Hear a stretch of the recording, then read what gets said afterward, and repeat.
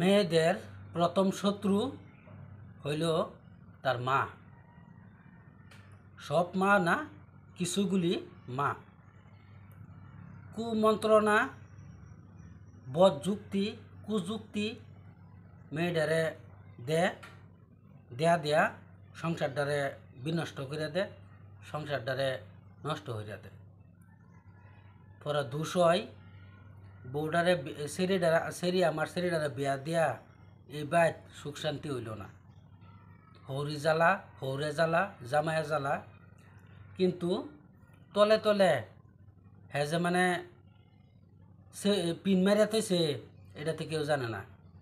Last পর্যায়ে একটা কলহ, একটা কেসকাল কিবা জরিফানা না হইলে সেরিডা বিদায় বাপের বাড়িতে জমা থাকে। কার লাগিয়া? একমাত্র এই মায়ের লাগিয়া। তারা পৃথিবীর সকল মা বোনদের উদ্দেশ্য বলছি, মেয়েরারে কুযুক্তি দেন না যে একটু কষ্ট হয়েছে জামাই বাদ আইনে একটু শাসন করবেন।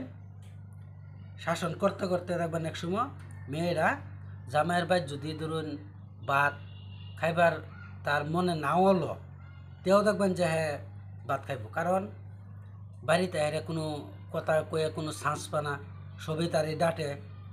এই লেগাই সব মা বাবাই মেয়েটিরে অল্প শাসন রাখবেন।